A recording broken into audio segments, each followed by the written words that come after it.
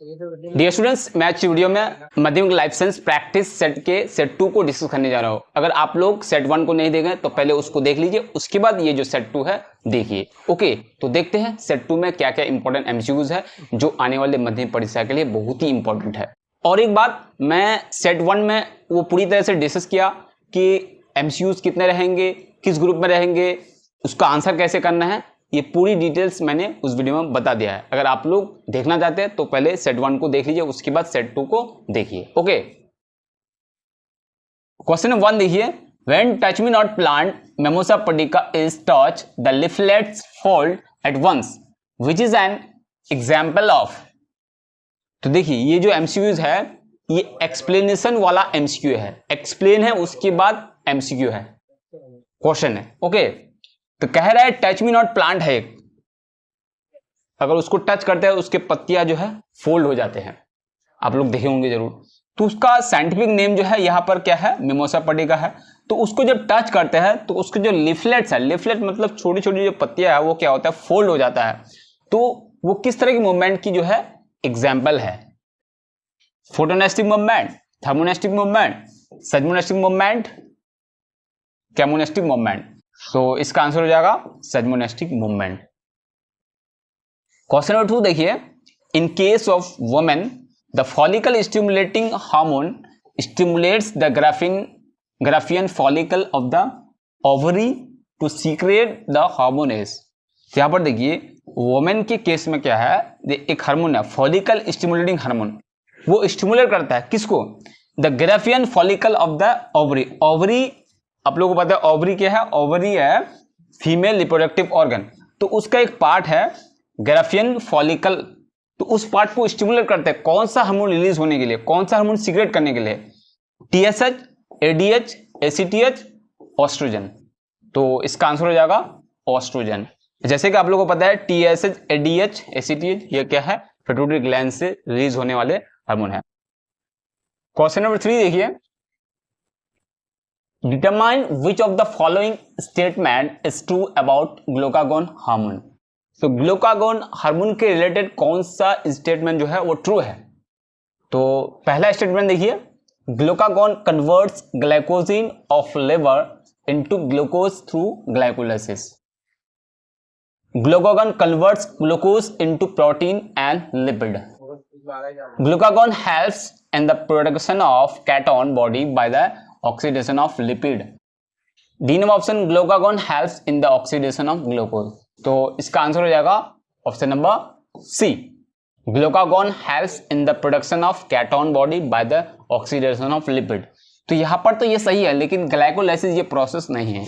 Okay, तो इसका answer हो जाएगा सी। क्वेश्चन नंबर 4 देखिए, the separation of two sister chromatids at one stage of mitotic cell division, identify the stage। तो जैसे कि आप लोगों को पता है माइटोटिक सेल डिवीजन के 4 फेजेस है, प्रोफेज, मेटाफेज, एनाफेज और टेलोफेज। वो कौन सा फेज में क्या होता है, सिस्टर क्रोमैटिड जो होता है वो सेपरेट हो जाते हैं, प्रोफेज, एनाफेज, मेटाफेज, टेलोफेज। तो इसका आंसर हो जाएगा एनाफेज। तो शॉर्ट में आप लोग याद रखिए कि एनाफेज में जो है सिस्टर क्रोमैटिड सेपरेट हो जाते हैं। क्लियर। क्वेश्चन नंबर 5 देखिए, in anemophily the pollinating agent is. तो पॉलिनेशन आप लोग जानते हैं, पॉलिनेशन का अलग अलग टाइप है, तो उनमें से एक टाइप है एनिमोफिली। ओके, तो एनिमोफिली में उस प्रोसेस में, उस पॉलिनेशन में कौन एजेंट है, मतलब ये एनिमोफिली कौन सा एजेंट वो एनिमोफिली करवाता है प्लांट्स में, एयर, इंसेक्ट, वाटर, बर्ड्स। तो इसका आंसर हो जाएगा एयर। तो एयर के थ्रू जो पॉलिनेशन होता है उसको बोलते हैं एनिमोफिली, जो वाटर से होता है उसको बोलते हैं हाइड्रोफिली। तो इस तरह से आप लोगों को बुक में पढ़े होंगे। तो कैसे क्वेश्चन आता है आप लोगों को समझ में आ गया। क्वेश्चन नंबर 6 देखिए, select the correct pair in case of human. Human के केस में जो है करेक्ट पेयर कौन सा है, normal pattern of chromosome of ovum 22A plus XX। अब देखिए normal pattern of chromosome of ovum 22A plus Y। उसके बाद देखिए ovum 22A plus X, 22 A plus XY। तो इसका आंसर हो जाएगा C number. Normal pattern of chromosome of ovum. Ovum किसमें होता है? फीमेल में होता है। तो फीमेल में आप लोगों को पता है क्रोमोसोम जो होता है डबल एक्स होता है।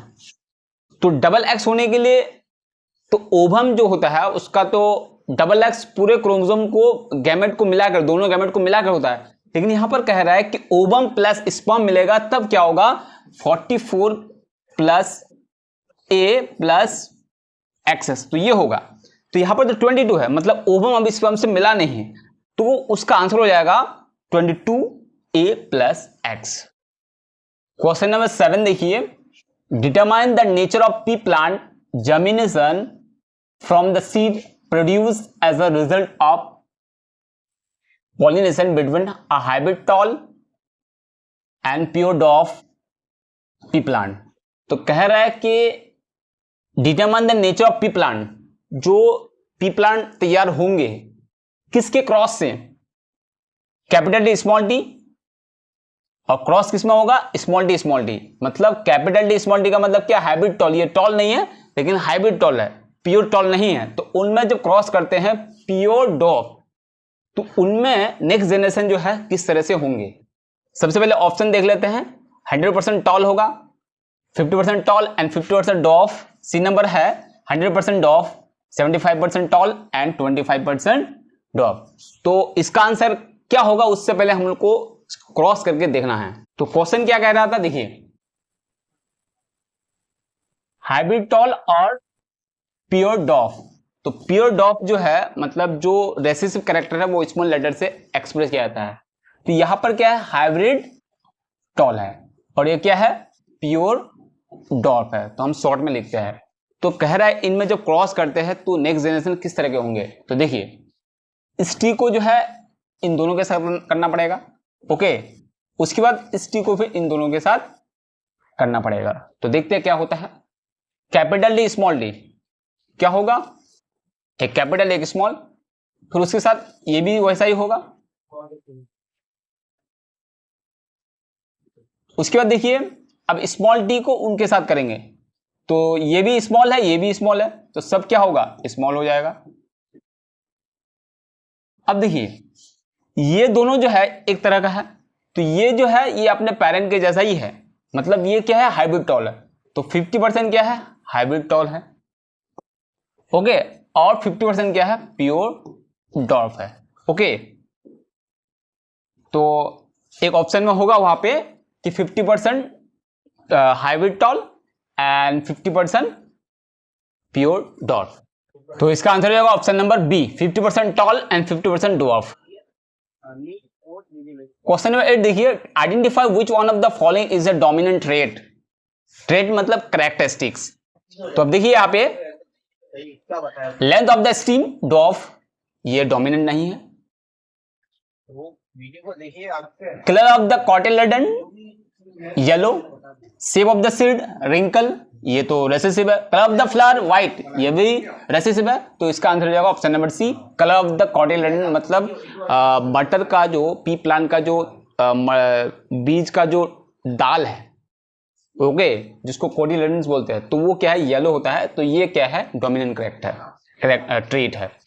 क्वेश्चन 9 देखिए, find the phenotype of offspring of F1 when capital V small b cross होगा capital B small v takes place in flowers of pea plant. तो कह रहा है यहां पर दो टाइप के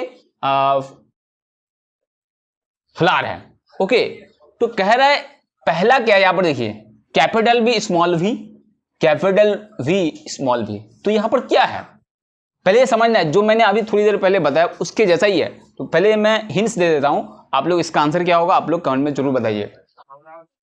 अगर आप लोग समझ में नहीं आएगा तो मैं इस पर भी एक वीडियो बनाऊंगा कि अलग अलग एमसीक्यू जो क्रॉस सेक्शन वाला क्रॉस वाला जो एमसीक्यूज है उसका आंसर कैसे करेंगे, कैसे कैसे लिख के करना है, तो वो भी मैं वीडियो बनाऊंगा। पहले आज एक मैं समझा और दूसरा वाला आप लोग जो है उसको बना के देखना है, क्लियर। तो मैं समझा देता हूं, कैपिटल V का मतलब होता है वायलेट, स्मॉल v का मतलब व्हाइट, यहां पर वही चीज है। तो क्रॉस करके आप लोगों को देखना है। तो आंसर क्या होगा? All violet, all white flowers, 50% violet and 50% white flowers, 75% violet and 25% white flowers. तो इसका आंसर क्या होगा, जैसे मैंने हिंट्स दिया उस हिंट्स के बेस पर जो आप लोगों को उसको सॉल्व करना है, उसके बाद आंसर लिखना है। ओके, क्वेश्चन नंबर 10 देखिए, determine the type of evolution that analogous organ express. Analogous organ में कौन सा एवोल्यूशन होता है, कन्वर्जेंट, डाइवर्जेंट, पैरेलल, कोवोल्यूशन। तो वो इसका आंसर हो जाएगा ऑप्शन नंबर ए, कन्वर्जन। तो अब लोग यहां पर फॉर्मूला है, तो देखिए फॉर्मूला क्या है, एनालोगस, एसी याद रखिए, एसी। एसी मतलब क्या है, ए फॉर एनालोगस और सी फॉर क्या है, कन्वर्जन। तो एक ट्रिक है यहाँ पे, क्या, एसी, एनालॉग क्या होगा, एसी होगा। एसी मतलब एनालोगस और सी का मतलब कन्वर्जन। तो ये फॉर्मूला है। तो एनालोगस ऑर्गन में कौन सा एवोल्यूशन होगा, कन्वर्जेंट एवोल्यूशन होगा। तो याद रखिए A C, A for analogous and C for convergent. Clear. अब इससे रिलेटेड और एक क्वेश्चन है, वो क्या है, होमोलोगस में कौन सा एवोल्यूशन होता है। तो वहां पर भी एक ट्रिक है, एचडी वीडियो देखते हैं आप लोग, जो हाई क्वालिटी है, हाई डेफिनेशन जिसका मतलब होता है। तो एचडी मतलब क्या होता है, होमोलोगस में क्या होगा, डाइवर्जेंट एवोल्यूशन होगा, और एसी में क्या होगा, एसी मतलब एनालोगस में कन्वर्जेंट एवोल्यूशन। ये ट्रिक आप लोग याद रखिएगा। क्वेश्चन नंबर 11 देखिए, decide for which of the following purposes बीज डेमोन्स्ट्रेट वोगल डांस। यहां पर क्या कह रहा है, decide for which of the following purpose बीज डेमोन्स्ट्रेट वोगल डांस। तो बीज जो है वोगल डांस करते हैं, वो क्या डेमोन्स्ट्रेट करते हैं, क्या एक्सप्रेस करते हैं उस, क्योंकि उनका लैंग्वेज नहीं है, उनका भाषा नहीं है, तो वो क्या करते हैं, वोगल डांस करके बताते हैं। क्या बताते हैं, क्या एक्सप्रेस करते हैं उस डांस से। ऑप्शन नंबर ए देखिए, search for reproductive mates, reproductive mates को ढूंढने के लिए, inform other worker bees about the direction and distance of source of food from the beehive. तो क्या कह रहा है कि इन्फॉर्म करता है अदर वर्कर बीज को, अदर वर्कर बीज मतलब मजदूर जो मधुमक्खी होती है उनको बता रहे हैं, इन्फॉर्म करते क्या, about the direction and distance, direction and distance बता रहा है, सोर्स ऑफ फूड, कहां पर उनको फूड मिलेगा, कहां पर उनको फ्लावर मिलेंगे रस के लिए, नेक्टर्स के लिए, for the from the behave, behave से वो कितना दूर है, कितना डिस्टेंस पर है, किस डायरेक्शन में है, ओके, उसको बताने के लिए वोगल डांस करते हैं। Selecting place for the construction of the new behave, new behave बनाने के लिए वो लोग वोगल डांस करते हैं, उसको बता रहे हैं। Avoid attack by probable enemy, तो उसको अवॉइड करने के लिए, तो इसका आंसर हो जाएगा option number B, inform other worker bees about the direction and distance of the source of food from the beehive. Question number 12 देखिए, Miller and Urey in their experiment were able to synthesize some preliminary constituents necessary for the creation of life. Identify the one which were amino acids among them. तो आप लोगों को पता है कि evolution chapter में Miller और यूरे ने एक्सपेरिमेंट किया था, जिस एक्सपेरिमेंट पर उन लोगों ने डिक्लेयर किया था कि इस अर्थ पे जो एनिमल्स या लाइफ ओरिजिनेट हुए हैं वो नॉन लिविंग थिंग से हुए हैं, तो उसने डिक्लेयर किया था। तो उनमें जैसा माहौल था जब हमारी अर्थ बनी थी सूरज से टूट के, तो वैसा ही माहौल उन लोगों ने एक्सपेरिमेंट में किया था। तो उसने वो लोग डिक्लेयर किया, कुछ एमिनो एसिड जो है उसमें प्रोड्यूस किए थे उस एक्सपेरिमेंट में। तो क्या है उनमें से, lactic acid, acetic acid, urea adenine, glycine alanine, formic acid and acetic acid. तो इसका आंसर हो जाएगा option number C, glycine alanine. ये दोनों क्या है, एमिनो एसिड है। एमिनो एसिड आप लोग जानते हैं प्रोटीन के जो है यूनिट है। क्वेश्चन नंबर 13 देखिए, select which of the following is not a problem of Sundarban. Sundarban की प्रॉब्लम नहीं है, कौन नहीं है। ऑप्शन नंबर ए देखिए, crisis of fresh water, fresh water की क्राइसिस है वहां पे, ये तो सही है। Destruction of mangrove for vegetation, ये भी सही है। Disruption of producer consumer balance, ये भी बिगड़ गया है। ऑप्शन नंबर डी देखिए, increase in the area of mangrove ecosystem, तो ये सुंदरबन की प्रॉब्लम है। ये तो अच्छी बात है क्योंकि इंक्रीज हो रहा है मैंग्रोव फॉरेस्ट, ये तो अच्छी बात है।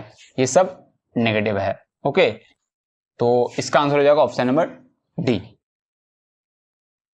क्वेश्चन नंबर 14 देखिए, which of the following endangered species is conserved in Kanchenjunga biosphere reserve. Kanchenjunga biosphere reserve में कौन सा इंडेंजर्ड स्पीसीज जो है उसको कंजर्व किया जाता है? Red panda, rhinoceros, lion, crocodile. तो इसका आंसर हो जाएगा रेड पांडा। तो रेड पांडा आप लोग जानते होंगे बहुत ही खूबसूरत एनिमल है जो कैट के जैसे हैं।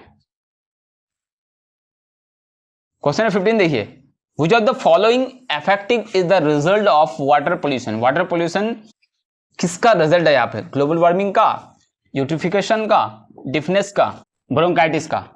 तो इसका आंसर हो जाएगा option number B, eutrophication. Eutrophication आप लोगों को पता है कि तालाब में एक तरह का अलगी प्लांट है, वो क्या है, पूरी तरह से भर जाता है और तालाब का पानी ऊपर से दिखता नहीं है, बिल्कुल वो प्लांट सब दिखते हैं, उसी को बोलते हैं यूट्रिफिकेशन। तो ये क्या है, ये जो रिजल्ट है इसका रिजल्ट क्या है, वाटर पोल्यूशन। तो आई होप आप लोगों को समझ में आ गया हो कि सेट 2 में किस तरह के एमसीक्यूज है और पूरे बुक से किस तरह से एमसीक्यूज पूछा जाता है माध्यमिक परीक्षा में। ओके, तो ये है मॉडल और इनमें से भी बहुत सारा इंपॉर्टेंट क्वेश्चन है जो एग्जाम में पूछा जा सकता है।